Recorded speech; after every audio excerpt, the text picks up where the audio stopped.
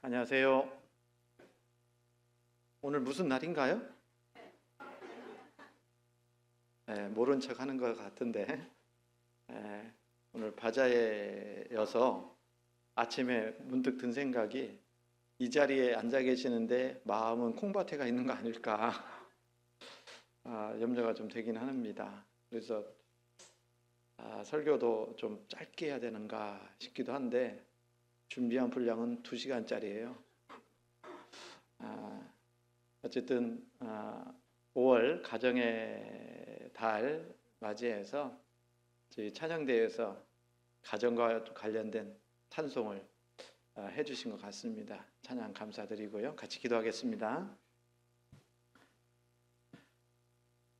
사랑과 은혜가 충만하시고 자비로우신 살아계신 하나님 참으로 감사합니다. 하나님께서 저희 영혼을 사랑하셔서 구원해 주시고 영원한 천국에 산 소망 주신 주님 참으로 감사합니다. 구원해 주셨을 뿐만 아니라 또 주님의 몸된 교회 안에서 함께 복음을 전하고 교제할 수 있도록 은혜 더해 주신 것을 감사합니다. 주님 오실 때가 참으로 가까운 이 시대에 더욱더 정신 차리고 근신하여 깨어 기도하는 가운데 하나님께서 우리에게 맡겨주신 그 귀한 복음 전파의 사명을 온전히 이룰 수 있도록 역사해 주시기를 원합니다. 이곳에 주님의 몸된 교회를 세워주시고 복음을 전할 수 있도록 허락해 주신 주님 더욱 감사합니다. 우리 경주교회를 통해서 더 많은 영혼들이 구원을 받을 수 있도록 인도해 주시옵소서. 이를 위해 또 5월 13일부터 오전 전도집회를 준비하고 또 계획하고 기도하고 있습니다. 이번에도 많은 사람들이 말씀 앞에 인도될 수 있도록 역사해 주시고 또 말씀 듣는 영혼들 한 영혼도 이뤄지지 않고 모두 다 구원받아 천국 소망 얻을 수 있도록 인도해 주시기를 더욱 원합니다. 이를 위해 먼저 구원받은 우리 형제 자매님들 한마음으로 기도하고 또 전도하는 가운데 또 저희들이 할 수 있는 수고와 희생을 다해서 영생의 열매가 맺어지는데 모두 다 귀하게 쓰임받을 수 있도록 인도해 주시옵소서.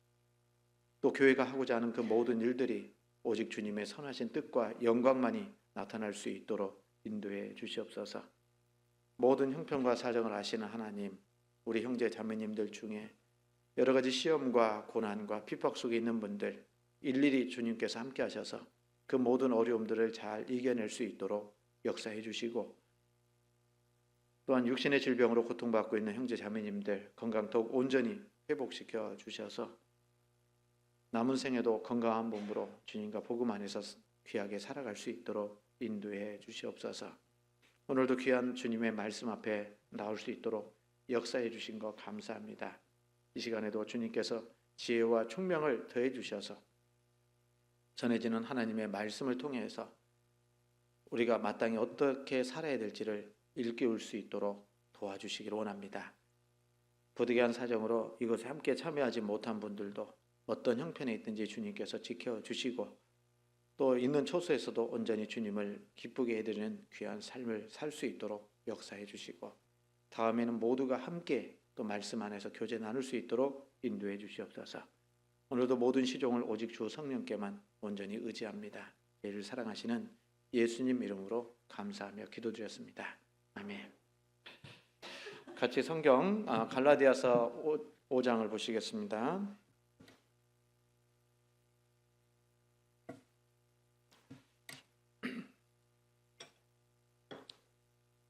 갈라디아서 5장 22절, 23절 말씀인데요.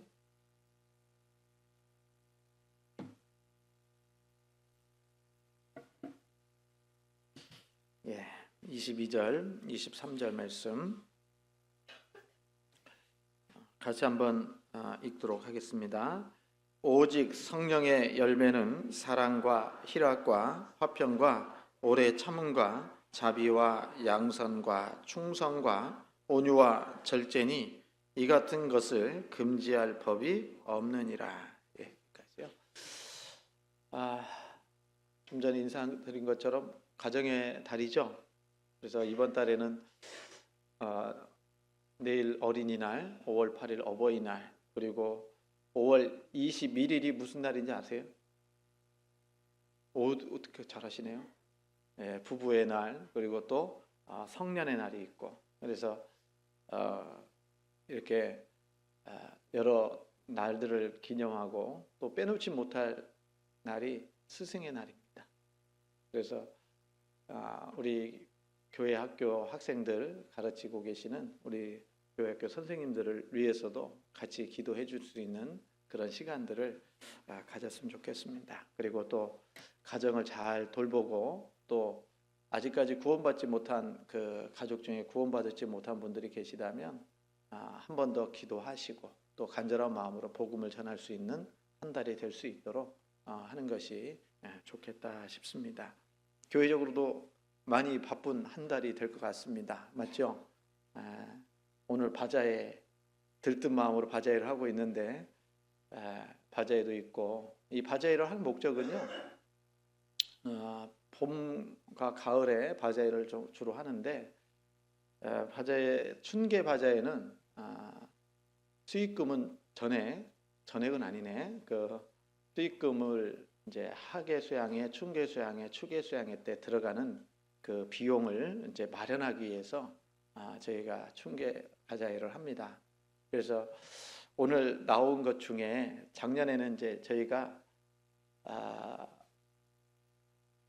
수양회를 통해서 이제 들어갈 비용을 500만 원으로 잡고 작년에는 전액을 회비나 아니면 구역 봉사회나 어머니의 청년회 이런 회비하고 구역에서 할당해 가지고 이렇게 좀 마련을 했다면 올해는 바자회를 통해서 마련을 하자. 그래서 작년하고 똑같은 목표액입니다. 500만 원인데 오늘 춘계 바자회를 통해서 300만 원을 마련하고 그 다음에 200만 원은 작년처럼 이렇게 좀 구역에다 할당 해놓은 상태입니다. 그래서 요즘 이제 300만 원 정도는 회비 지원으로 됐으면 좋겠다 싶습니다. 아시죠? 그래서 회비가 6만 원인가 7만 원인가 몰라요? 회양회비가 7만 원이죠. 그래서 성인 7만 원인데 그 새롭게 모시고 가시는 분들은 회비하고 교통비하고 이렇게 전액 지원을 해야 되기 때문에 한 사람 몇 명을 모시고 가야 돼요? 500명이면 500만 원이면 몇 분 모시고 가면 됩니까? 77에 49. 네? 70명인가요? 네? 네, 70명 한 50명 정도만 모시고 가도 오늘 57에 30, 350만 원이네요. 그 회비 지원으로 그렇게 좀 새롭게 모시고 갈 수 있도록 목표도 좀 세우고 그 다음에 나머지 비용으로는 이제 거기에서 드는 비용들을 좀 충당할 수 있도록 그렇게 했으면 좋겠습니다. 그래서 지갑을 활짝 열어서 많이 좀 사시고 수양회를 위한 헌금이 된다 이렇게 생각하시면 좋겠습니다.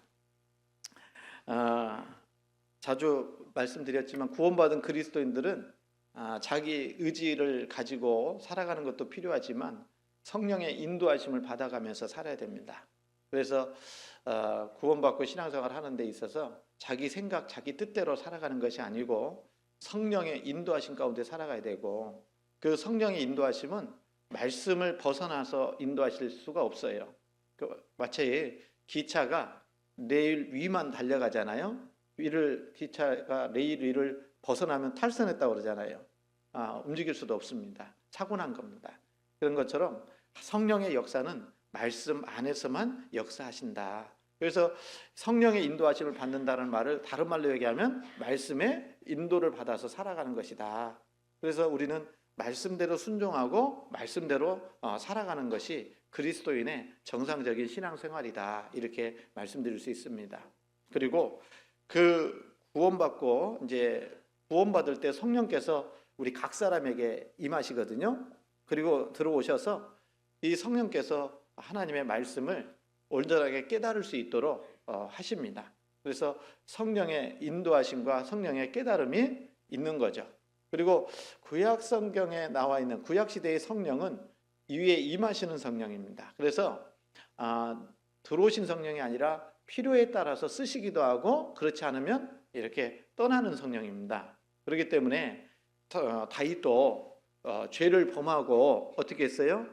시편 51편에 보면 주의 성신을 내게서 거두지 마시고라고 회개하는 가운데 기도했거든요. 그러니까 구약시대의 성령은 위에 계신 성령이기 때문에 필요한 대로 쓰시고 그렇지 않으면 합당하지 않으면 성령이 떠나시기도 합니다. 그러나 신약시대의 성령은 한 번 들어오신 성령은 절대로 나가지가 않아요. 내주하시는 성령이다 이렇게 말합니다. 그리고 그 성령이 내주하시면서 또 우리가 해야 될 것이 뭐냐면 술 취하지 말라 이는 방탕한 것이니 오직 성령의 충만을 받으라 그랬잖아요. 성령 충만한 삶을 살아야 됩니다. 성령 충만은 항상 성령 충만한 상태가 아니라 성령이 충만할 상태도 있을 수 있지만 또 꺼져버릴 상태도 있어요. 그렇죠? 여러분 이 컵에 물이 이만큼 좀 담겨 있는데 이게 충만한 거예요, 안 충만한 거예요? 물 충만은 아니잖아요. 비었잖아요. 물이 충만하다라는 것은 차고 넘칠 정도로 있어야 된다라는 겁니다. 그래서 구원받은 그리스도인들이 성령 충만한 상태가 어떤 상태냐? 아주 지극히 정상적인 상태인데 그게 성령의 인도하심에 맡겨서 인도하심대로 살아가는 것이 성령 충만한 상태다 이렇게 얘기할 수 있습니다. 그런데 성령 충만이 안 되면 거기에서 뭐가 올라와요? 자기 생각이 올라오고 자기 고집이 올라오고 자기 계획이 올라오면서 성령의 인도하심을 따라서 살지 못할 수 있다는 겁니다. 그래서 성령 충만한 상태로 쭉 살다 보면 하나님께서 성령의 열매를 맺을 수 있도록 해주시는 겁니다. 그래서 구원받은 그리스도인들은 열매를 맺어야 돼요. 무슨 열매요? 성령의 9가지 열매를 맺어 가야 됩니다. 그래서 여기 갈라디아서 5장 22절 23절에 성령의 9가지 열매가 나오죠. 첫 번째 3개가 사랑과 희락과 화평, 이것은 하나님께 대한 열매예요. 그리고 그 중간에 있는 3개 오자양이죠. 오래 참음, 자비, 양선, 이 3개는 다른 사람, 타인을 향한 열매라고 얘기할 수 있어요. 그리고 마지막 충성, 온유, 절제는 이제 우리 자신에게 대한 맺어져야 될 열매들이다라고 얘기할 수 있습니다. 그리고 오직 성령의 열매는 그렇게 있는데 몇 개라고요? 9가지죠. 9가지잖아요. 그런데 9가지인데 영어 성경에 보면 열매들이라고 되어 있지 않고 열매라고 되어 있어요. 단수로 되어 있다는 겁니다. 그건 무슨 얘기냐면 이 성령의 9가지 열매는 내 안에서 이루어야 될 그 인격이라고 얘기할 수 있어요. 그래서 사랑의 열매만 맺히고 다른 열매는 안 맺혀도 된다, 그것이 아니라 내 삶 가운데 이 9가지 열매가 주렁주렁 열릴 수 있어야 된다, 이게 필요한 겁니다. 그래서 포도 한 송이에는 포도알 하나만 붙어 있는 게 아니잖아요. 몇 개가, 수십 개가 달려 있는 거잖아요. 그런 것처럼 우리 사람 구원받고 신앙생활하는 그 인격 속에는 사랑의 열매도 맺혀야 되고 희락의 열매도 맺혀야 되고 화평의 열매도 맺어야 되고 오래 참음의 열매도 맺어야 되고 자비의 열매도 맺어야 되고 그렇다라는 겁니다. 그런데 오늘은 이제 이 9가지 열매 중에 자비에 대해서 구체적으로 오늘 좀 생각해 보려고 합니다. 그래서 오늘 말씀 제목이 사랑의 열매 자비라는 제목으로 좀 생각해 보려고 합니다. 성경 찾겠습니다. 신명기입니다. 신명기 4장.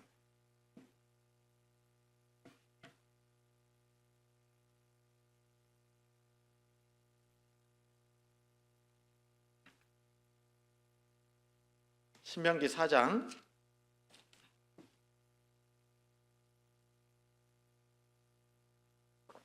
31절입니다.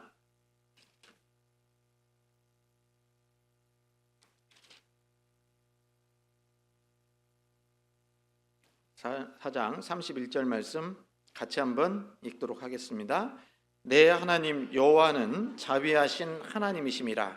그가 너를 버리지 아니하시며 너를 멸하지 아니하시며 내 열조에게 맹세하신 언약을 잊지 아니하시리라. 이 4장 31절에 내 하나님 여호와는 하나님에 대해서 말씀하시기를 자비하신 하나님이심이라 그랬어요. 하나님은 어떤 분이라고요? 자비하신 하나님이시다. 그런데 이 자비하신이라는 그 단어가 히브리어로 라훔이라고 합니다. 라훔인데 그 히브리어 성경에서 사람을 수식하는 이 라훔 있잖아요.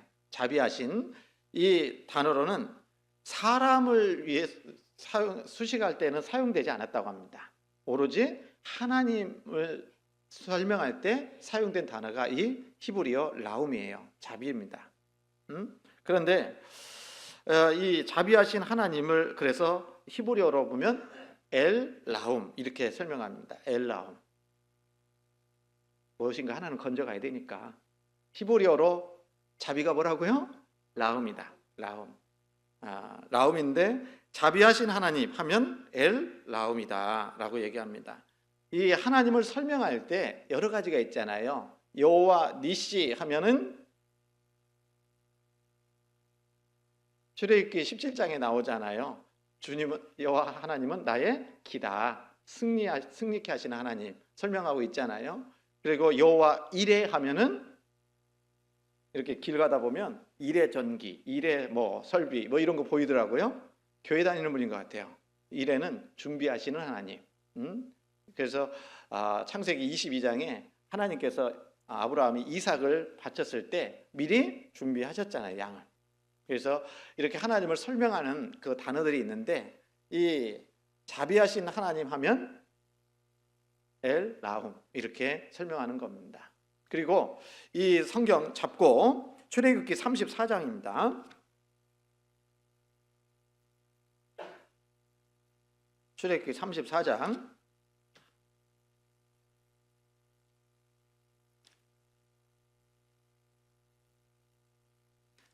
하나님에 대해서 이렇게 말씀하시죠. 6절입니다.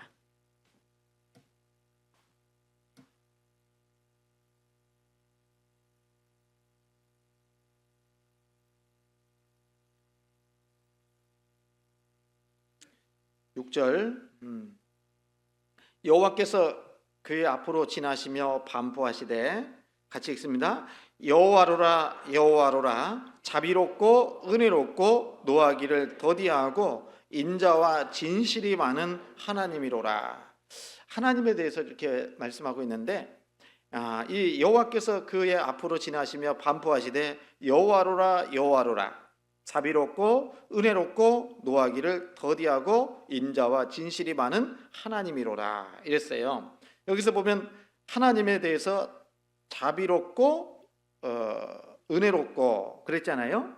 그래서 이 하나님을 설명할 때 자비하신 하나님, 은혜로우신 하나님. 그래서 자비하고 은혜로우신 하나님을 히브리어로는 엘 라훔 베아눈 이렇게 쓴다는 겁니다. 그래서 라훔 하면 자비를 얘기하는 거예요. 자비. 그런데 히브리 유대인들은요, 이 하나님에 대해서 라훔이라는 단어를 사용할 때 자비라는 것이 뭐냐?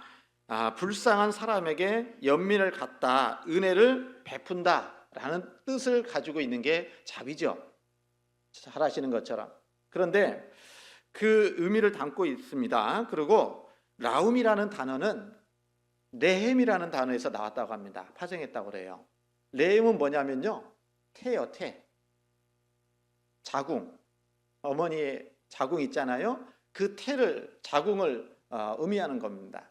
그러니까 이 자비라는 것이 뭔지를 이 유대인들은 그 레헴이라는 그 태, 자궁이라는 의미에서 라움이 나왔다고 하니까, 자비가 나왔다고 하니까 어떤 것이 자비인지를 더욱더 의미 있게 생각할 수 있을 거라고 생각합니다. 그래서 이 모태, 자궁 이런 뜻을 가지고 있는데, 그래서 시편 22편에 보면 레헴이라는 단어가 여기 쓰여진 겁니다. 시편 22편 한번 보겠습니다. 시편 22편에도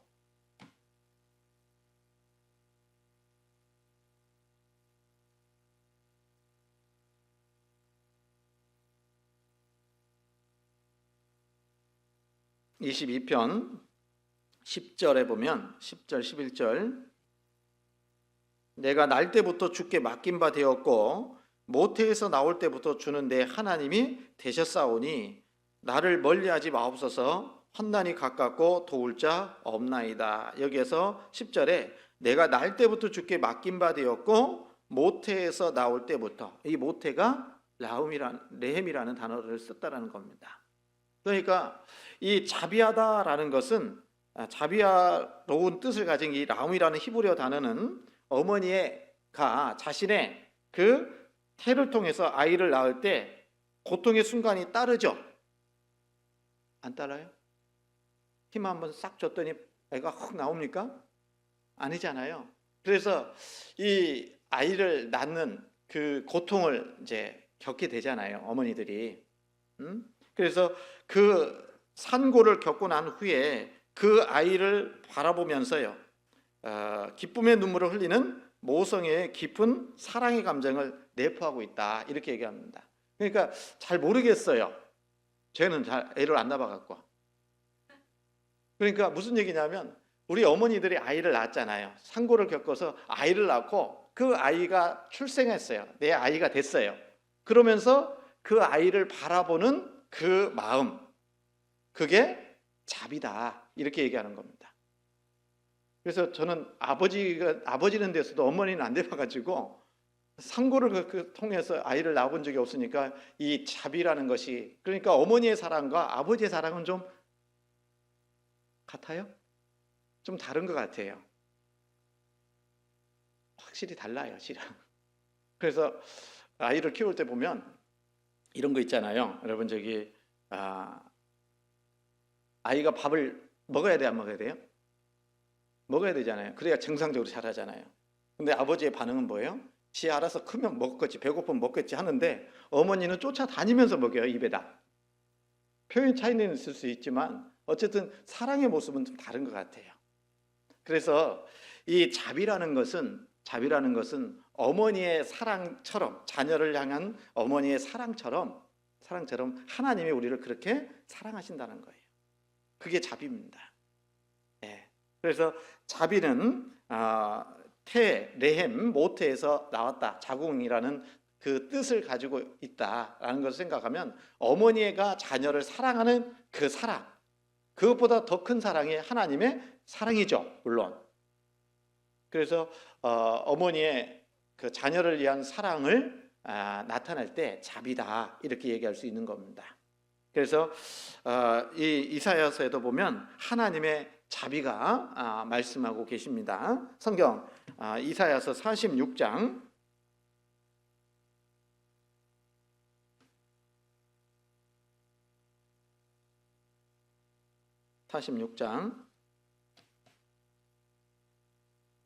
3절 4절입니다.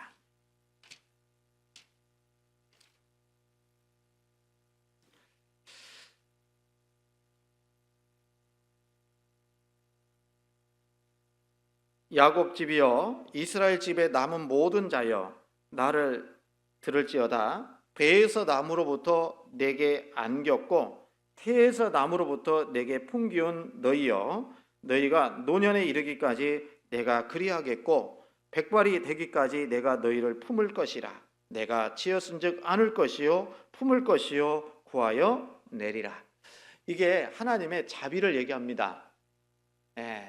여러분, 이스라엘 백성들을 향해서 하나님이 말씀하셨는데 야곱 집이여, 이스라엘 집에 남은 모든 자여, 나를 들을지어다. 배에서 나무로부터 내게 안겼고 태에서 나무로부터 내게 풍기운 너희여.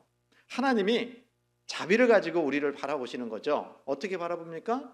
마치 어머니가 아이를 낳고 그 모성애를 가지고 따뜻하게 아이를 기쁨으로 바라보는 그 사랑, 이게 자비라는 겁니다.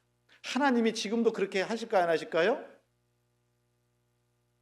이제 어머니들이 자기 자녀를 쭉 낳고 이제 기르잖아요. 그럴 때 어떤 마음으로 보세요?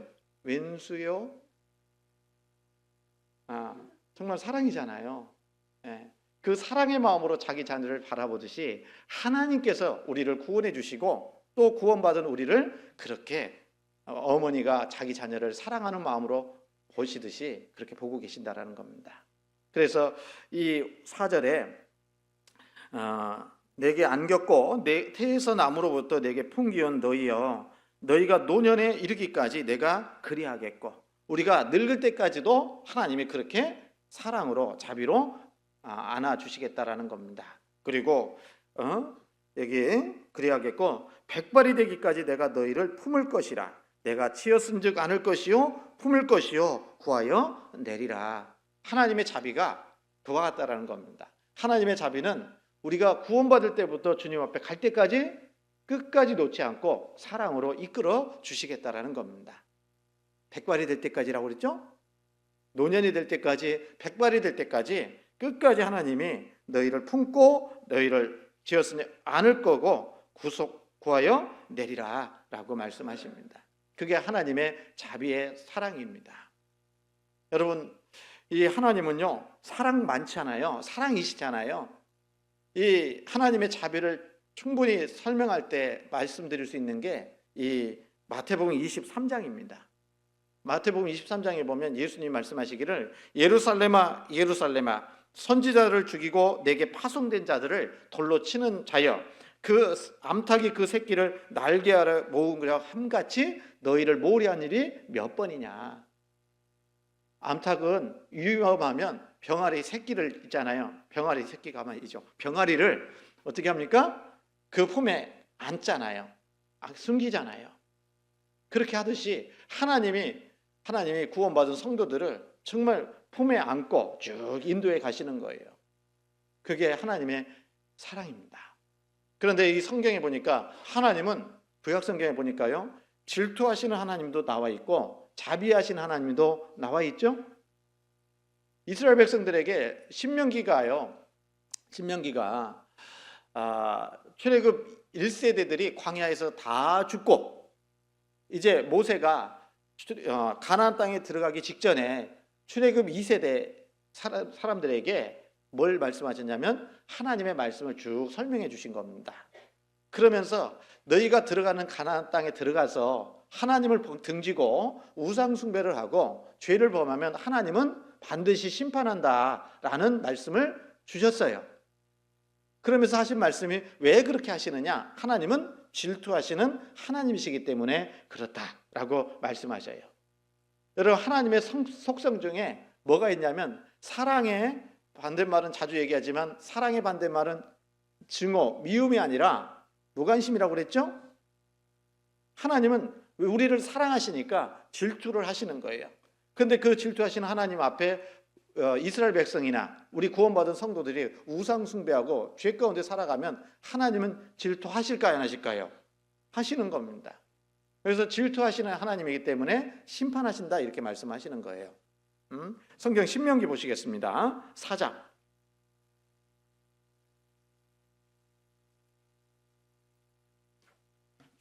신명기 4장 23절입니다.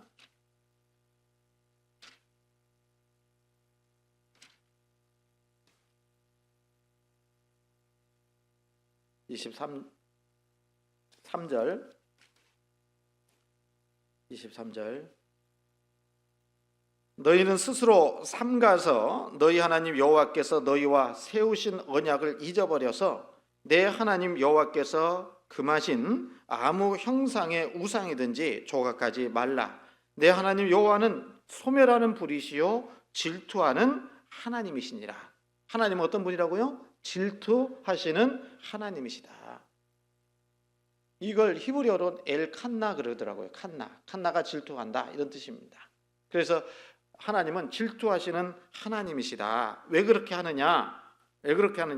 질투하시는 하나님 앞에 죄를 범하고 살아가며 우상을 숭배하면 하나님이 심판할 수밖에 없다라는 것을 미리 경고해 주시는 겁니다. 가나안 땅에 들어가기 전에.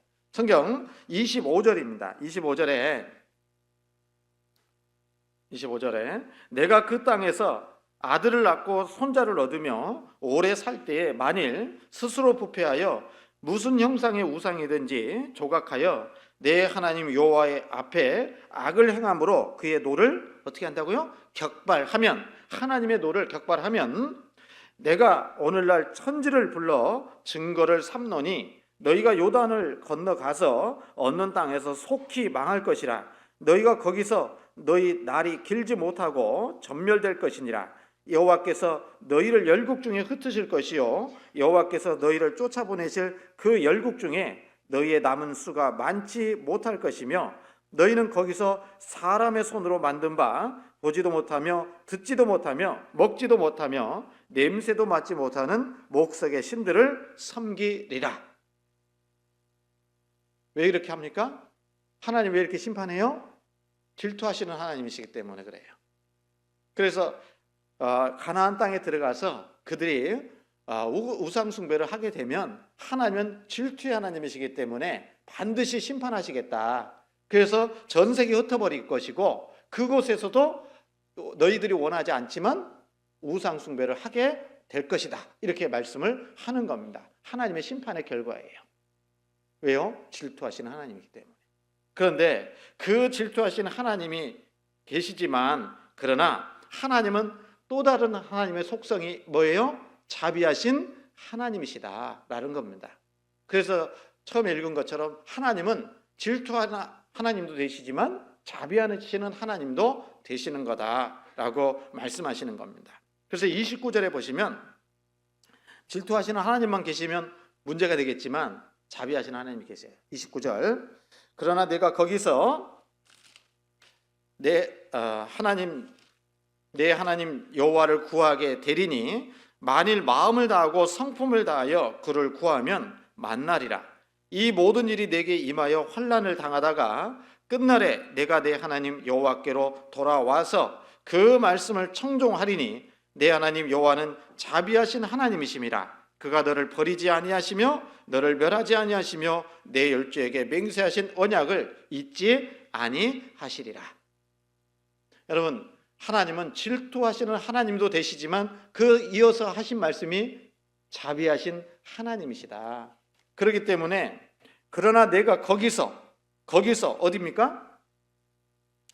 징계받아 완전히 상처투성이로 싸매을 받지 못한 그 상태, 부끄럽고 고개를 들지 못하는 그 곳에서 돌이키면 거기서 내 하나님 여호와를 구하게 되리니 만일 마음을 다하고 성품을 다하여 그를 어떻게 한다고요? 구하면 그랬어요. 구하면. 그래서 돌이키고 진심으로 돌아오기를 원함으로 구하기만 한다면 하나님이 도와줘요, 안 도와줘요? 받아주신다 그 말이에요. 그래서 그 돌아와서 마음을 다하고 성품을 다하여 그를 구하면 만나리라. 이 모든 일이 내게 임하여 환난을 당하다가 끝날에 내가 내 하나님 여호와께로 어떻게 합니까? 돌아와서 그랬어요. 돌아와서 그 말씀을 청종하리니. 그래서 하나님은요 기다립니다. 아무리 죄를 마음에 지었어도 돌이키기만 하시면 받아주시겠다고 말씀하시는 겁니다. 그게 하나님의 자비예요. 그래서 우리 하나님은 정말 두 팔 벌리고 간절히 돌아오기를 기다리고 계시는 거예요. 이스라엘 백성들에게도 질투하시는 하나님이시기 때문에 그 죄에 대해서 심판하시지만 또 거기에서 정말 돌이키기만 하고 하나님께로 돌아오기만 한다면 하나님은 자비하신 하나님이시기 때문에 어떤 죄인도 받아주시는 그 하나님의 자비가 있다라는 겁니다. 그래서 이 성경에 보니까 하나님은 질투하시는 하나님도 있지만 자비하시는 하나님도 있다라는 겁니다. 맞아요? 그렇지 않습니까? 그래서 우리는 어떻습니까? 이 하나님의 자비를 힘입어서 하나님의 사랑으로 구원을 받은 겁니다. 돌아오니까 하나님이 받아주셨던 거예요. 여러분, 그런데 이 성경에 보니까 잠시와 영원이라는 것이 단어가 있어요. 잠시, 영원. 그러면 질투하시는 하나님은 잠시라면 자비하신 하나님은 영원하신 겁니다. 그렇잖아요. 여러분, 질투하신 하나님은 잠시 그 백성을 괴롭게 하고 상하게 하시지만 자비하신 하나님께서는 영원히 그들의 유익을 위해서 자비를 베풀어 주시는 분입니다. 하나님은 질투하신 심판은 잠시라면 하나님의 사랑과 자비는 영원한 겁니다. 영원해요. 그래서 이 성경에 보면 하나님은 영원하신 사랑을 나타내 주시는 말씀들이 참 많이 있습니다. 성경 이사야서 54장도 보시겠습니다.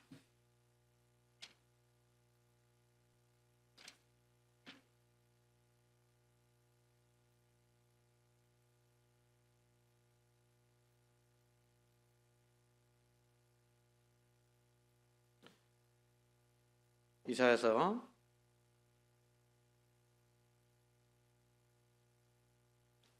54장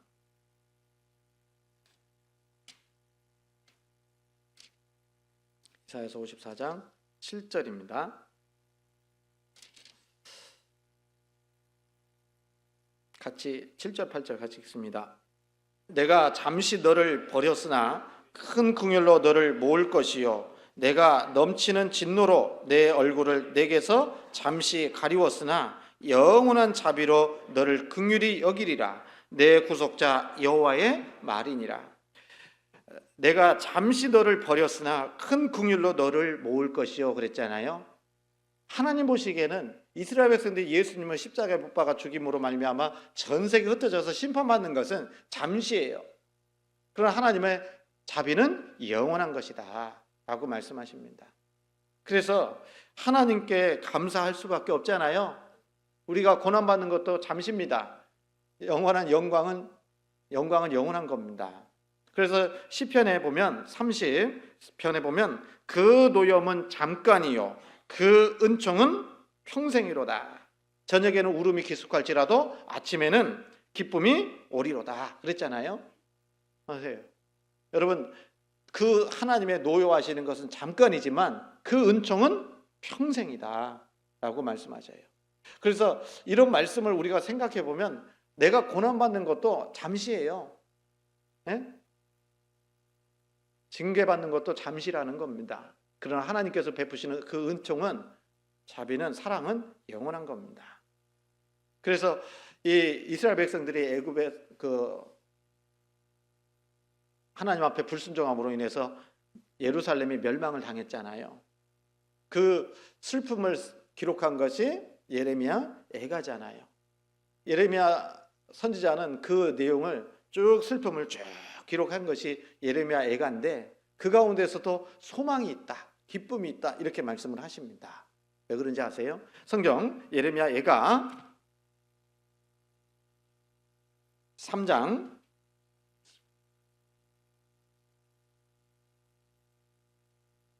17절입니다.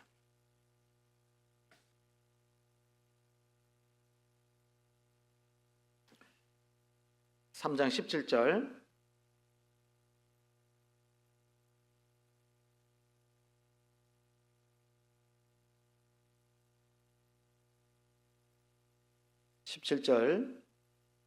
페이지 1147페이지입니다.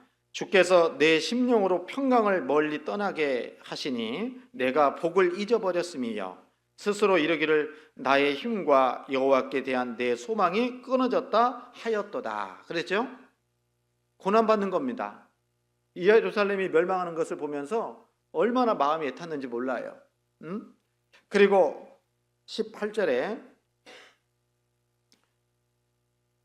스스로 이르기를 나의 힘과 여호와께 대한 내 소망이 끊어졌다 하였도다. 19절 내 고초와 재난 곧 쑥과 담즙을 기억하소서. 내 심령이 그것을 기억하고 낙심이 되오나 중심에 회상한 즉 오히려 소망이 있사옴은 소망이 있대요. 그 고난 가운데에서도 슬픔 가운데서도 고난이 있고 재난이 있지만 그럼에도 불구하고 중심에 회상한 즉 오히려 소망이 있사옴은 여호와의 자비와 긍휼이 어떻다고요? 무궁하심으로 우리가 진멸되지 아니함이니이다. 이것이 아침마다 새로우니 주의 성실이 크도소이다. 내 심령에 이르기를 여호와는 나의 기업이시니 그러므로 내가 저를 바라리라 하도다. 이렇게 말씀하셔요. 여러분 예루살렘 멸망이라는 엄청난 재난 가운데 예레미야는 그 한복판에 있었습니다. 쭉 생각해 보니까 너무너무 힘든 거예요. 고난이 있잖아요. 여기 하나님께 기도하기를 내 고초와 재난 곧 쑥과 담즙을 기억하소서. 내 심령이 그것을 기억하고 낙심이 됩니다. 이렇게 말하고 있어요. 여러분, 우리도 신앙생활 하는 가운데 구원받고 여러 가지 고난이 있어요, 없어요? 힘든 거 많죠? 우리 인생 살아가는 것이 고난입니다. 그렇지 않습니까? 그래서 구원받았어도 구원받지 않았어도 인생 살아가는 거 참 고난입니다. 욥기에 있는 말씀처럼 인생은 고난을 위하여 낱낱이 불티가 위로 나른 같음이니라. 시편 90편에도 그런 말씀이 있잖아요. 우리의 연수가 70이요 강건하면 80이라도 그 연수의 자랑은 뭐라고 했어요? 수고와 슬픔뿐이요 신속기간이 우리가 날아가나이다. 우리 인생은 참 고난 가운데 있어요. 크고 작은 고난들을 다 겪고 있습니다. 그런데 그 고난만 생각할 것이 아니라 이 예레미야 선지자는 말하기를 중심에 회상한 즉 묵상한 거예요. 생각해 본 겁니다. 중심에 회상한 즉 오히려 소망이 있사옴은 뭐가 있어요? 여호와의 자비와 긍휼이 무궁하심으로 우리가 진멸되지 아니함이니이다. 여러분, 우리가요 고난이 주어질 때, 힘들고 어려울 때 뭘 생각해야 될까요? 나는 왜 이렇게 힘들어? 에? 나만 왜 이렇게 힘든 거야? 이런 자포자기의 마음을 가질 것이 아니라, 하나님을 원망하는 마음을 가질 것이 아니라, 시편에 있는 말씀처럼 오직 여호와의 율법을 즐거워하여 그 율법을 취하러 묵상하는 자로다. 하나님을 묵상하고 말씀을 묵상하고 그 가운데 하나님께서 깨닫게 해주신 것이 이거라는 겁니다. 중심에 회상한 즉 오히려 소망이 있사옴은 여호와의 자비와 긍휼이 무궁하시다. 그러니까 우리는 진멸되지 않는다라는 것을 깨닫게 된 겁니다. 그래서 이겨낼 수 있었다는 겁니다. 여러분, 우리도 정말 어려운 상황 속에서 깊이 묵상해야 되고 생각해야 될 것은 하나님의 자비예요. 하나님의 긍휼하심을 깊이 생각해 보면 능히 이겨낼 수 있다라는 겁니다. 예레미야는 그랬다라는 겁니다. 그래서 생각해 보니까 하나님의 무궁한 자비가 긍휼이 있기 때문에 이 고난도 잠시다.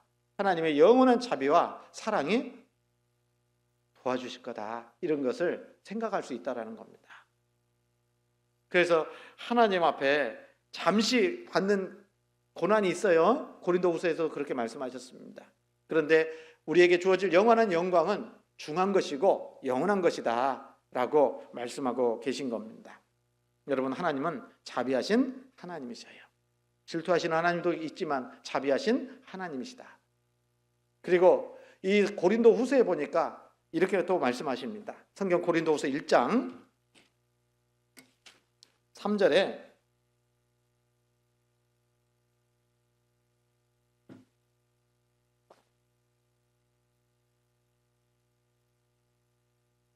(1장 3절)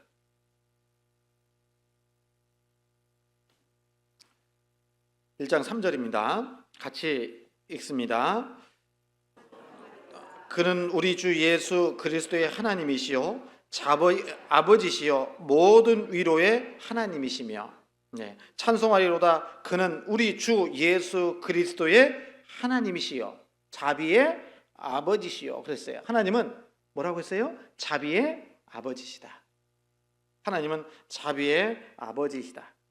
하나님의 자비는 사람들을 향한 동정적이고 사랑하시는 연민의 마음입니다. 자비는 인간을 가난하고 불쌍한 존재로 보게 만듭니다. 그리고 여기에 자비의 아버지라고 한 것은 모든 자비의 근원이 하나님으로부터 나오는 것이기 때문에 자비의 아버지다라고 말을 하고 있습니다. 여러분, 이 자비라는 것이 사전적인 의미로는 남을 깊이 사랑하고 가볍게 여김 또는 그렇게 여겨서 베푸는 혜택, 이것을 자비라고 얘기합니다. 사전적인 의미로는. 그러니까 자비 속에는 뭐가 있어요? 불쌍히 여기는 마음, 긍휼히 여기는 마음, 이것이 자비의 마음이에요. 하나님은 우리를 자비롭게 보신다는 건 뭐예요? 우리를 불쌍히 여겨주신다는 겁니다. 긍휼히 여겨주신다는 거예요. 그래서 하나님은 우리를 자비하신 아버지 하나님은 우리를 그렇게 연민을 가지고 불쌍히 여기는 마음을 가지고 항상 보시고 계시는 겁니다. 그 사랑을 베풀어 주시는 거예요. 여러분, 하나님은 자비의 아버지시라고 되어 있는데 하나님의 자비는 어떤 자비일까? 첫 번째는요, 하나님의 자비는 풍성하신 하나님의 자비다. 조금 있는 게 아니라 풍성하시다. 하나님의 자비는. 성경은 이렇게 말씀하고 계십니다. 이사야서 63장입니다.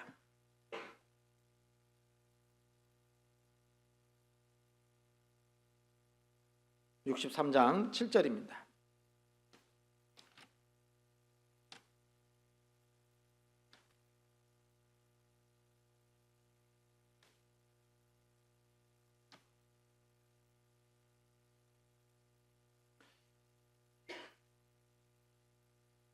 (63장 7절) 같이 한번 읽도록 하겠습니다.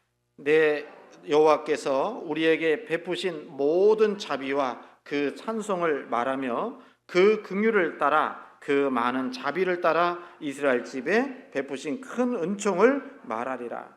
내가 여호와께서 우리에게 베푸신 모든 자비라고 그랬죠? 이스라엘 백성들에게 베푸시는 하나님의 자비가 있잖아요, 성경에. 그래서 이스라엘 백성들이 애굽에서 바벨론으로 포로 잡혀갔다가 돌아와서 기록된 성경이 느헤미야잖아요. 느헤미야에 보면은 하나님의 자비가 어떤 자비였는지를, 이스라엘 역사 가운데 나타난 자비를 쭉 설명하고 계셔요. 느헤미야 9장을 한번 보겠습니다. 느헤미야 9장.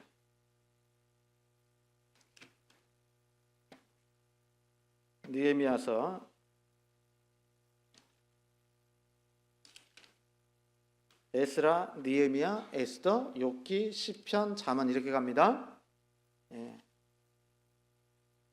느헤미야 9장 16절부터 한번 쭉 제가 한번 읽어보겠습니다.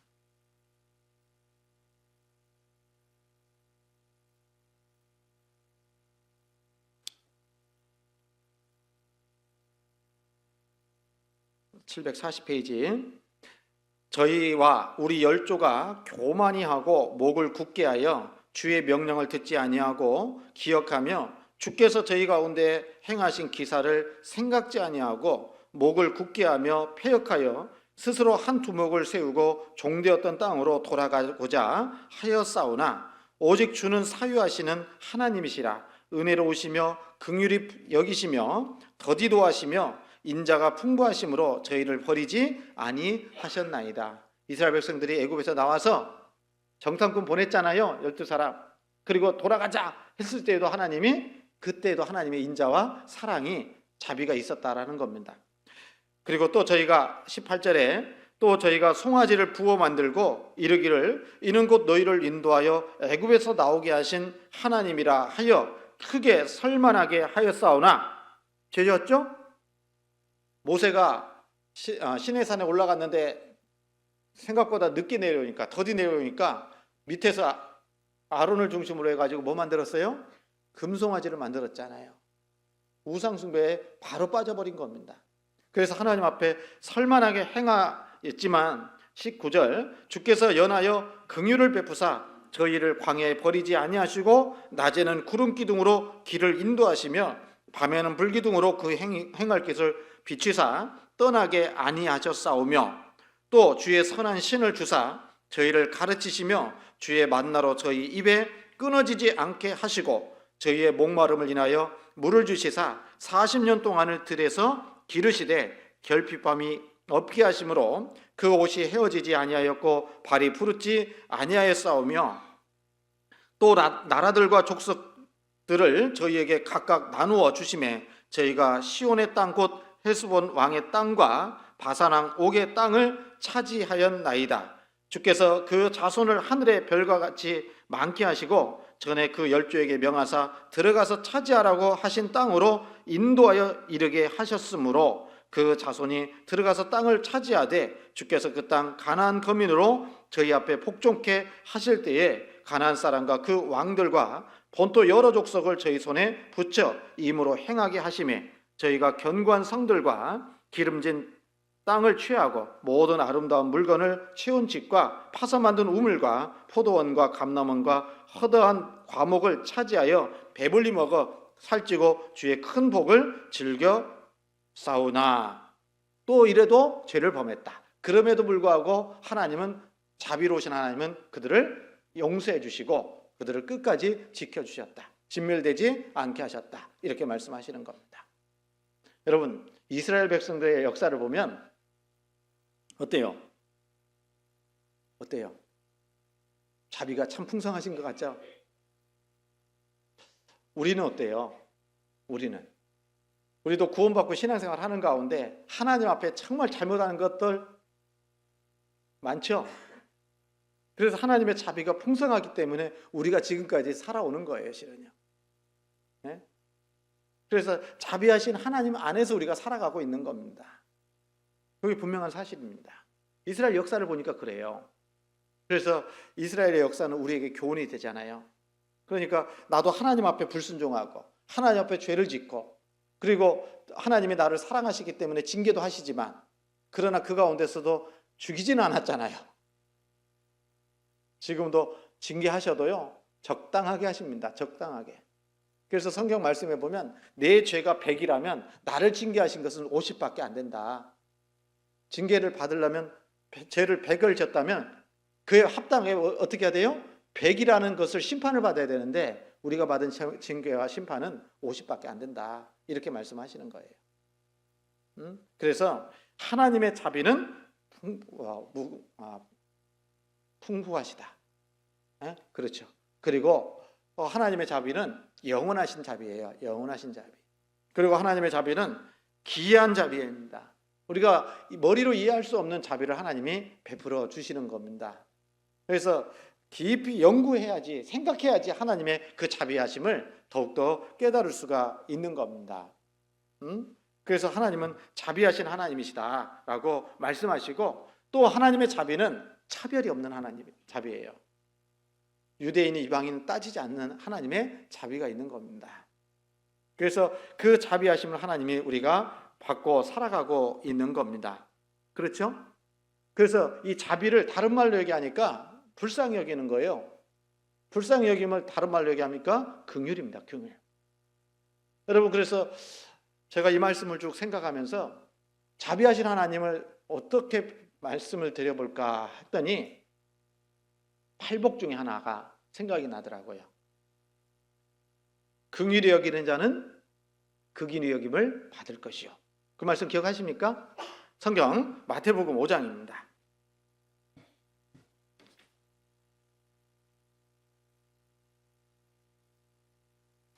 마태복음 5장 7절입니다.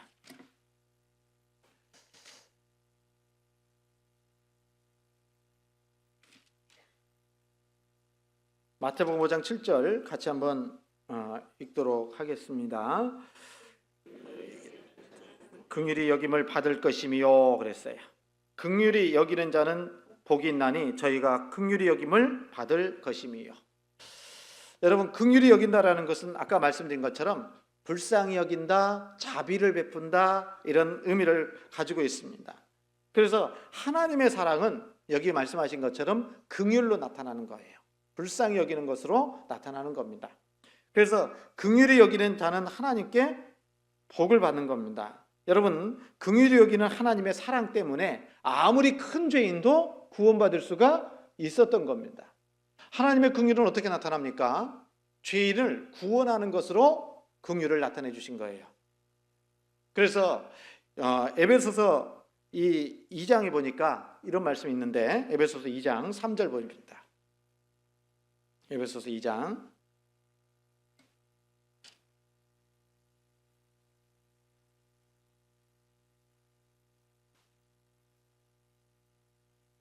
에베소서 2장 3절로 5절 같이 읽겠습니다. 전에는 우리도 다 그 가운데서 우리 육체의 욕심을 따라 지내며 육체와 마음에 원하는 것을 하여 다른 이들과 같이 본질상 진노의 자녀였더니 긍휼에 풍성하신 하나님이 우리를 사랑하신 그 큰 사랑을 인하여 허물로 죽은 우리를 그리스도와 함께 살리셨고 너희가 은혜로 구원을 얻은 것이라. 여러분, 우리는 전에는 여기 말씀하신 거, 우리도 다 그 가운데에서 우리 육체의 욕심을 따라 지내며 육체와 마음에 원하는 것을 하여 다른 이들과 같이 본질상 하나님의 진노의 자녀였다. 그렇게 말씀하십니다. 여러분, 우리가 구원받은 것은 우리가 똑똑해서 구원받은 게 아니에요. 우리가 잘나서 구원받은 것도 아닙니다. 맞죠? 우리가 착해서 구원받은 것도 아니고 인물이 좋아서 구원받는 것도 아니에요. 이런 얘기하니까 좀 그렇다. 네? 여러분, 우리가 하나님 앞에 구원을 받은 유일한 이유는 그 다음 4절에 있는 말씀처럼 긍휼에 풍성하신 하나님이 우리를 사랑하신 그 큰 사랑을 인하여 구원을 받았다. 긍휼에 풍성하신 하나님의 사랑 때문에 구원을 받은 겁니다. 구원의 근거가 내게 있는 것이 아니라 하나님께 있어요. 그 하나님의 어떤 거요? 긍휼에 풍성하신 하나님의 사랑을 얘기하는 겁니다. 그러니까 이 세상 모든 사람들은 다 구원받을 수 있어요, 없어요? 있어요. 다 구원받을 수 있는 겁니다. 만약에 구원의 조건을, 천국 갈 수 있는 조건을 수능 점수 500점 만점인가? 서울대 갈 수준으로 공부해야지만이 천국 간다 그러면 다 못 가요. 우리 저를 포함해서. 안 그렇습니까? 인물이 미스터 코리아, 미스 코리아 정도 돼야지 간다. 그럼 다 못 가요. 조건이 없어요. 예? 죄가 많냐 적냐 이게 문제가 아니라는 거예요.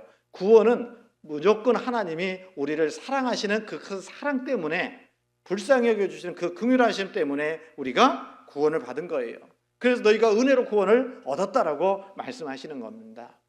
하나님의 긍휼, 하나님의 자비는 우리를 구원하시는, 사람을 구원하시는 사랑으로 나타난 겁니다.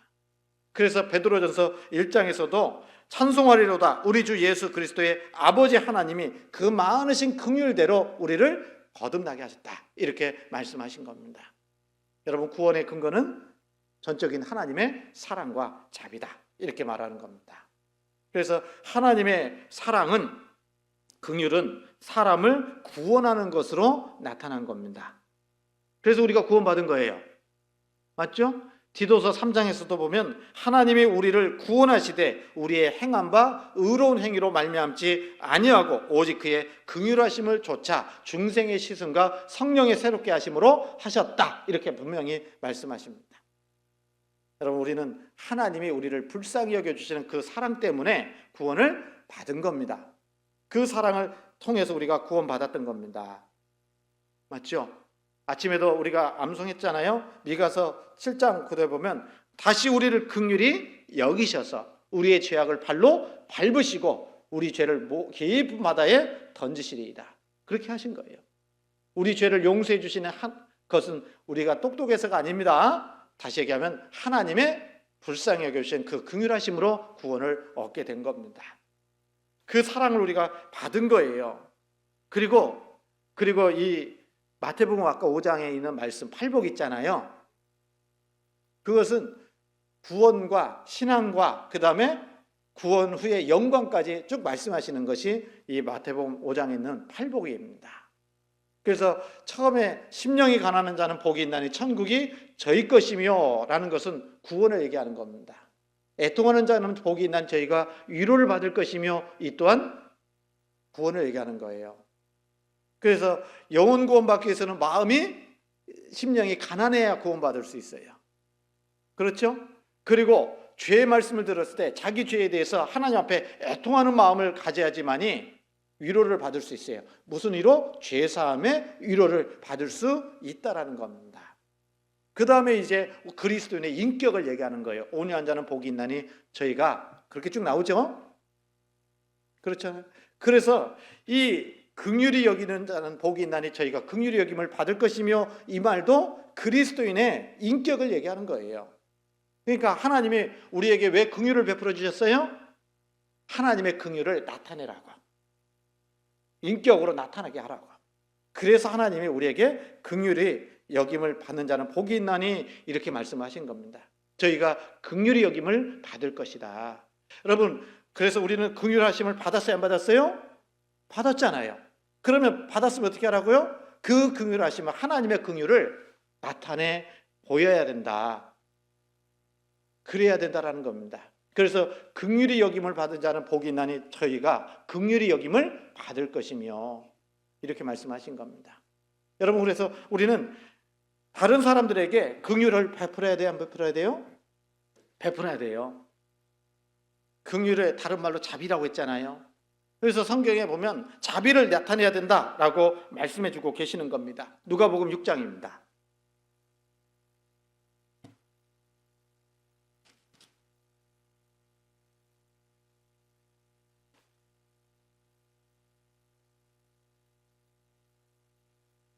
누가복음 6장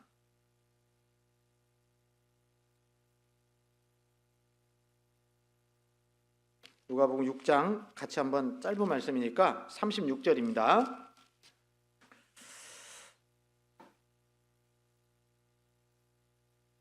같이 한번 읽겠습니다. 너희 아버지의 자비하신 같이 너희도 자비하라. 너희 아버지의 자비하신 같이 너희도 자비하라. 다시 얘기하면 우리가 하나님의 자비를 입었으니까 다른 사람에게 하나님의 자비를 나타내라, 이런 얘기입니다. 맞죠? 이게 하나님이 우리에게 긍휼을 베푸신 이유라는 겁니다. 그러면 우리는 하나님 앞에 하나님의 자비를 입었으니까 하나님의 자비를 나타내야 되겠죠? 자비가 뭐라고 그랬어요?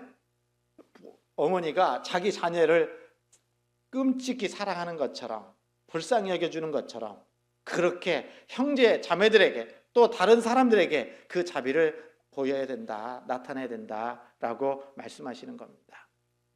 여러분, 우리는요 하나님의 자비를 나타내야 하는 겁니다. 그래서 자비는 기본적으로 불쌍히 여기는 거예요. 불쌍히 여기는 그 자비를 나타내야 됩니다. 여러분, 때로는 자녀가 불쌍할 때도 있죠? 안 불쌍합니까? 불쌍할 때가 있잖아요.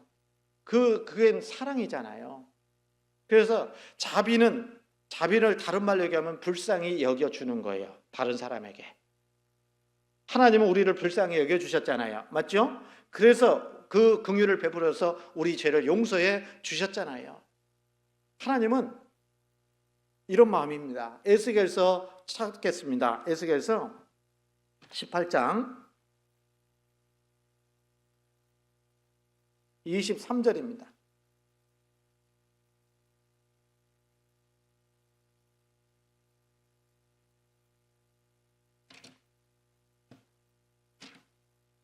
에스겔서 18장 23절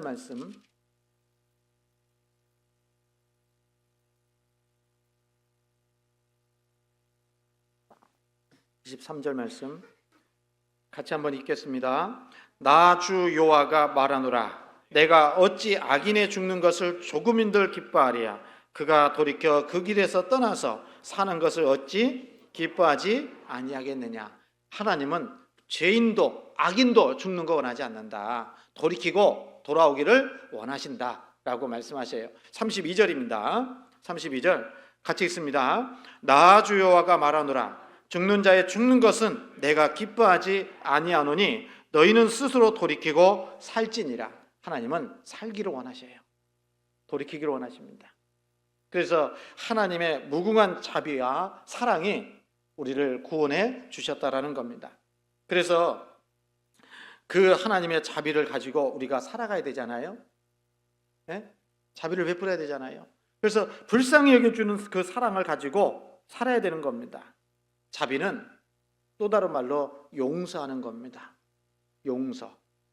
자비는 용서하는 거예요. 여러분, 용서해야죠.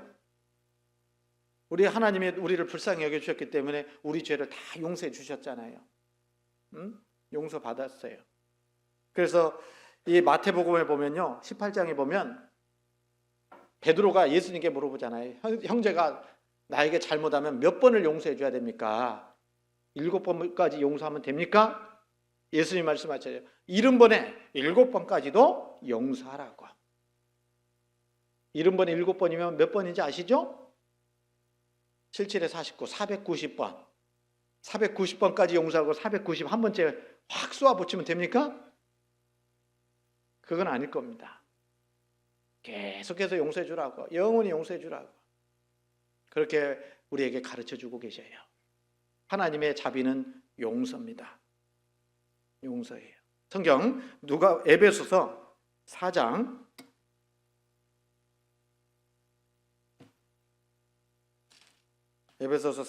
30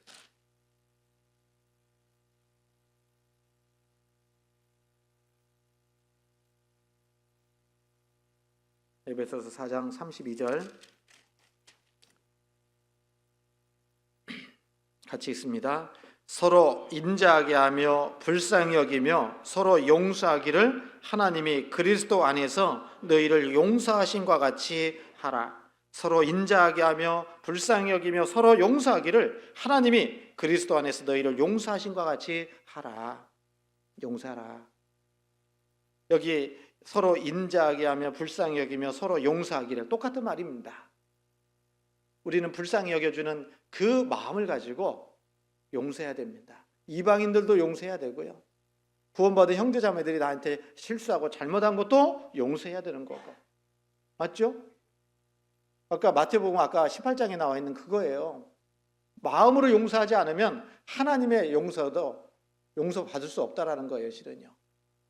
그래서 우리 모두는 다 하나님 앞에 용서함 받았기 때문에 자비를 베푸는 것은 서로 용서하는 삶을 살아가는 것이다. 이렇게 말하고 있는 겁니다. 그래서 우리가 정말 하나님 앞에 자비하심을 나타내는 것이 용서의 삶이다. 불쌍히 여겨주고 용서해주는 그 삶이다. 이렇게 말하고 있는 겁니다. 그리고 이 하나님의 긍휼은요, 다른 사람들을 전도하는 긍휼로 나타내야 되는 겁니다. 긍휼. 여러분, 그리스도인들은 다른 사람들에게 베풀어야 할 첫 번째 긍휼은 영혼을 전도하는 겁니다. 안 그러겠어요? 여러분, 이 세상에는 정말 불쌍한 사람들 많아요. 한 끼를 먹기도 어려운 사람들도 있습니다. 우리가 집회 때 보시잖아요. 전 세계적으로 흉년, 기근이 있어가지고 굶어 죽는 사람도 많다고요. 그런데 우리 주변에도 정말 그렇게 가난한 사람, 불쌍한 사람 많죠? 많죠? 있을 수 있어요. 돌아봐야 됩니다. 그런데 그 사람들에게 뭐 10,000원 후원하고 얼마 후원해가지고 먹게 살겠다. 그게 근본적으로 문제가 해결되는 건 아니잖아요. 근본적인 문제를 해결하는 방법이 뭐예요? 복음 전해서 구원받게 하는 겁니다. 그게 불쌍히 여기는 긍휼함이라고 얘기할 수 있어요. 그래서 우리 주변에 아직까지 구원받지 못한 사람들에게 이 복음 전해야 될까요? 안 될까요? 전해야 됩니다. 네? 그래서 복음을 전해서 그들이 구원받을 수 있도록 해야 되는 것이 맞잖아요. 여러분, 지금도 많은 사람들이 마태복음 9장에 있는 말씀처럼 유리하고 목자 잃은 양처럼 유리하고 고생한다고 말씀하셔요. 구원받지 않은 사람들은 그렇게 살아가고 있습니다. 내 가족이 그럴 수도 있고 친구가 그럴 수도 있고 이웃이 그럴 수도 있잖아요. 유리하며 고생하는 그 사람들에게 복음을 전해서 진짜 목자이신 예수님을 만나게 해준다면 얼마나 큰 긍휼을 베푸는 거냐고요. 그래서 이뤄진 영혼들에게 하나님의 복음을 전하는 것, 이것이 긍휼이다, 자비다. 그래서 우리 수요 말씀 때 배웠지만요, 누가복음 10장에 보면은 그 예루살렘에서 여리고로 내려가다가 강도 만난 사람 얘기가 나오잖아요. 네?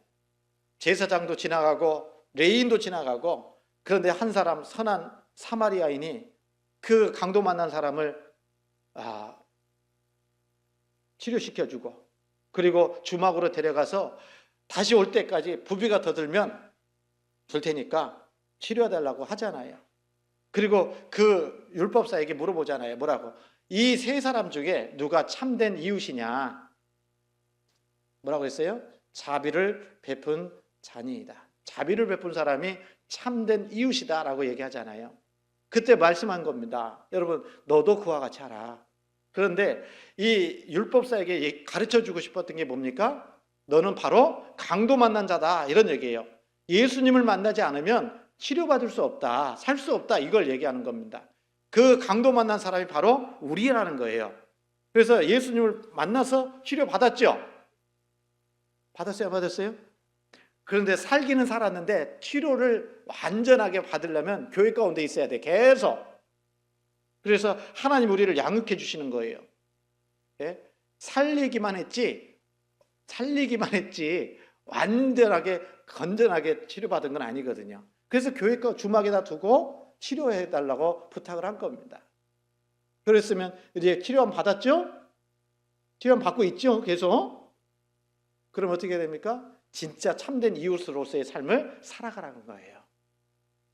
그래서 강도 만난 자가 우리가였지만 예수님을 만나서 살게 됐고, 지금도 교회 가운데서 계속 치료받고 있고, 그러면 아직까지 예수님을 만나지 못한 그 강도 만난 사람들 있잖아요. 그 강도 만난 사람에게 예수님을 소개하고 예수님을 만나게 해주는 것, 그것이 가장 큰 긍휼을 베푸는 거고 자비를 베푸는 것이다, 이렇게 말하는 겁니다. 그렇잖아요. 그래서 우리는 긍휼을 베푸는 삶을 그렇게 살아가야 된다라고 얘기하는 겁니다. 그리고 또 한 가지로는요, 연약한 자를 돕는 그 긍휼이 있어야 됩니다. 우리 구원받은 그리스도인들은요, 아까 말씀드린 것처럼 연약한 부분들이 참 많아요. 완전한 사람이 있습니까? 없어요. 정말 돌아봐야 됩니다.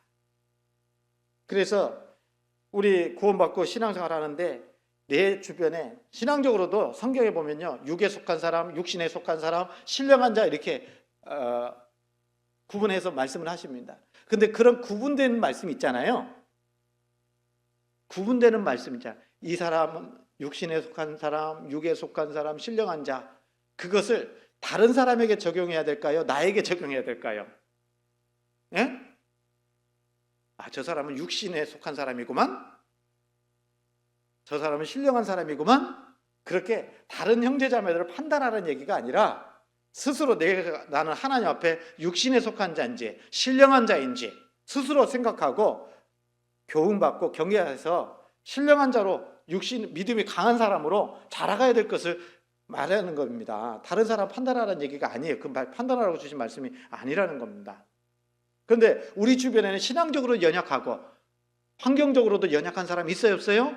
있어야 돼요. 있습니다. 돌아보셔야 된다. 그게 불쌍히 여기는 마음으로 돌아보시라는 겁니다. 성경 데살로니가전서 5장입니다.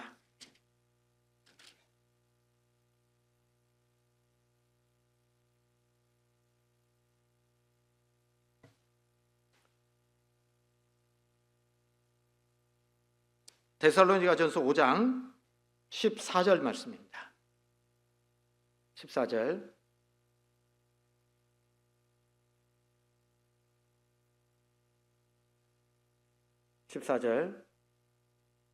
같이 읽습니다. 또 형제들아, 너희를 권면하노니 규모 없는 자들을 권계하며 마음이 약한 자를 안위하고 힘이 없는 자들을 붙들어주며 모든 사람을 대하여 오래 참으라. 이런 사람들이 우리 주변에 있다면 이렇게 해야 된다. 그래서 또 형제들아, 너희를 권면하노니 규모 없는 자들을 권계하며, 규모가 없다는 게 뭐예요?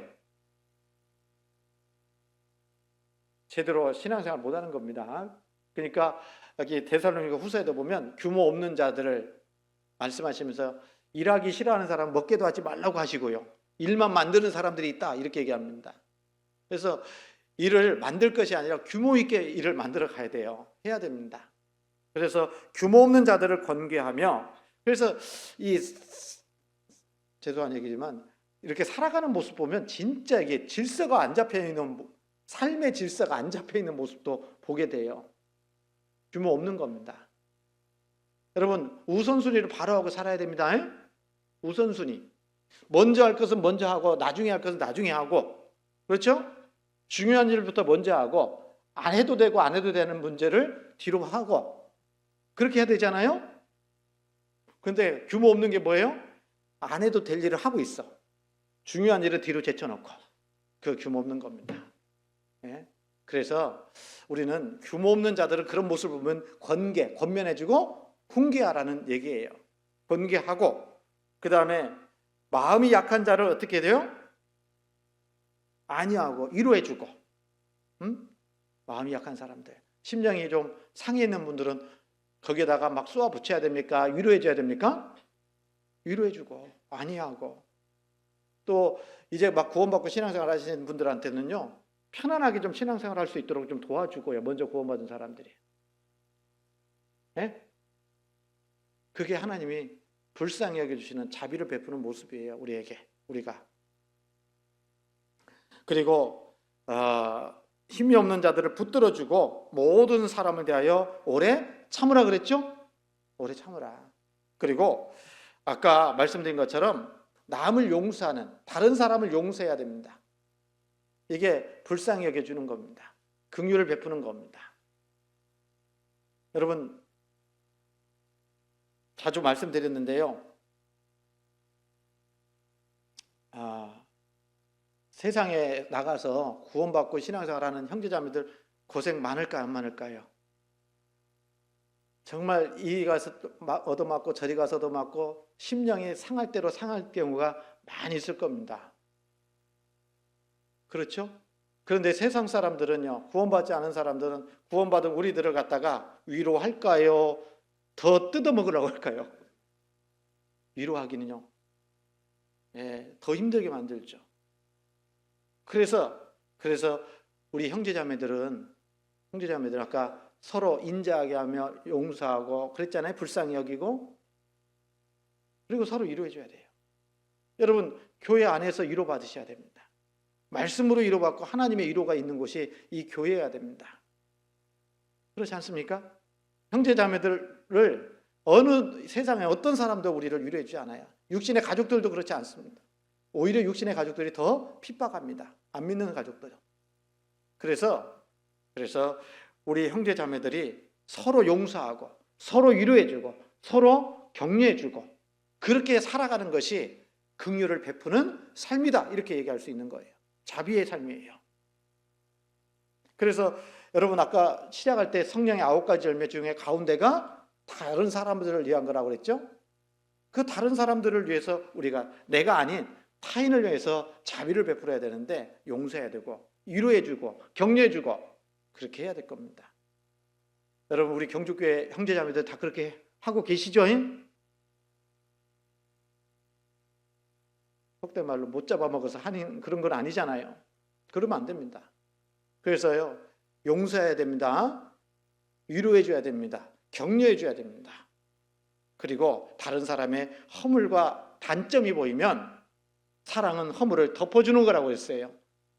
계속해서 그런 얘기하고 다니면 이게 이간 붙이는 거고 사랑하지 않는다는 증거입니다.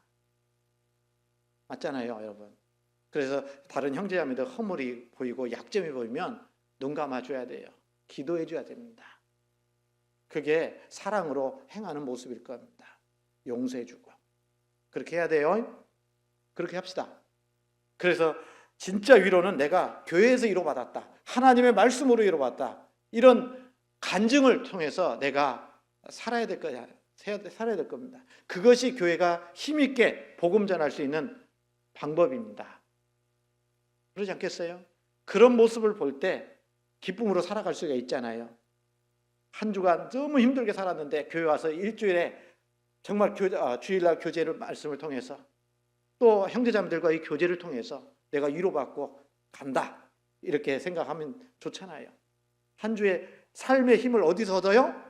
교제 가운데서, 말씀 가운데서 얻고 살아가는 것이 그리스도인입니다. 그래서 여러분 서로 위로합시다. 서로 용서하세요. 원수를 갚지 말고 원수를 사랑하고, 그것이 긍휼을 베푸는 사랑입니다. 그렇게 살아야 돼요. 성경 한 권만 보고 마치겠습니다. 야고보서 2장입니다. 야고보서 2장 13절.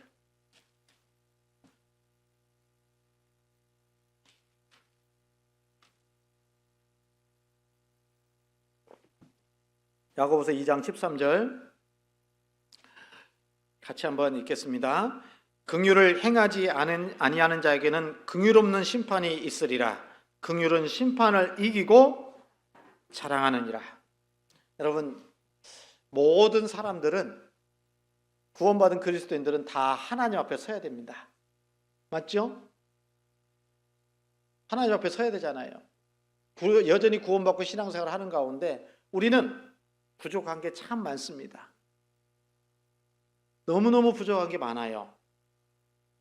그래서 연약하기도 하고. 그러니까 하나님 앞에 가면 완전히 너 완벽했어, 그렇게 칭찬 들을 수 있는 사람이 있을까요, 없을까요? 하나님 앞에, 심판대 앞에서 없을 겁니다. 아무도 없을 거예요. 그렇죠? 그러니까 이 말씀 뭡니까? 주님 앞에 갔을 때 긍휼을 행하지 아니하는 자에게는 긍휼 없는 심판이 있으리라. 이 땅에서 긍휼을 행하는 사람, 자비를 베푸는 사람은 하나님의 자비를 하심을 심판대 앞에서도 얻게 될 거라는 겁니다. 그 뜻이에요. 그래서 하나님의 긍휼의 심판을 받아야 될 거 아니에요. 그러면 이 땅에서 어떻게 한다고요? 긍휼을 베푸는 삶을 살아야 될 거다. 그래서 긍휼을 행하지 아니하는 자에게는 긍휼 없는 심판이 있으리라. 긍휼은 그래서 심판을 이기고 자랑하게 될 거다, 이렇게 말씀하고 있는 겁니다. 그래서 우리가 자비를 베풀어야 돼요. 맞죠? 그 자비를 베푸는 모습이 이뤄진 영혼 전도하는 것도 있고, 그렇죠? 그리고 또 함께 구원받은 형제자매들을 잘 돌보고, 또 서로 위로하고 용서하고 불쌍히 여겨주고, 맞죠? 그리고 정말 긍휼을 행하는 삶을 주님 앞에 갈 때까지 살아야 하나님 앞에 섰을 때 긍휼 있는 심판을 받게 될 거다, 이렇게 말씀하시는 겁니다. 여러분, 저도 좀 불쌍히 여겨주세요. 네? 저도 연약합니다. 앞에서 강하게 얘기하지만 속은 참 여리다고 누가 얘기하더라고요. 네?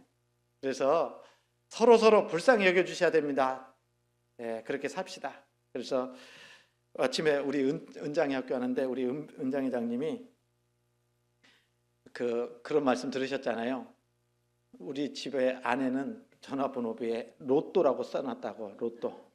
아내 이름이, 제가 예전에는 저희 집사람 이름을 황미선 핸드폰에다가 이렇게 써놓고 기록하고 다녔더니 누가 되게 뭐라고 그러더라고요. 어떻게 자매를 갖다가 이름 석자 떡 써놓고 다니냐고, 사랑하지 않냐고. 그래서 바꿨어요. 제가 엄청 길게 바꿔버렸어요.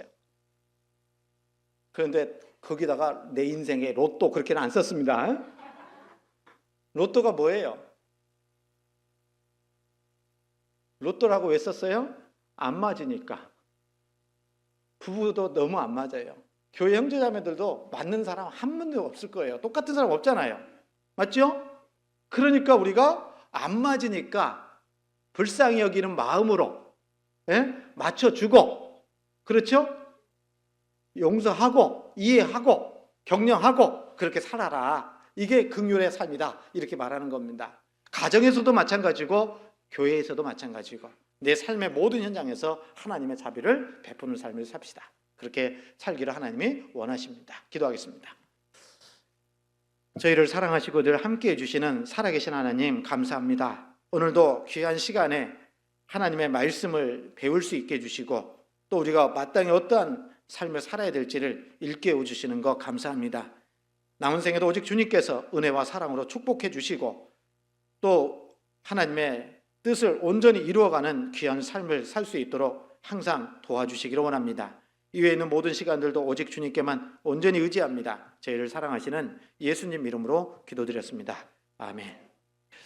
네, 같이 찬송하겠습니다. 은혜 찬송 269장입니다. 은혜 찬송 269장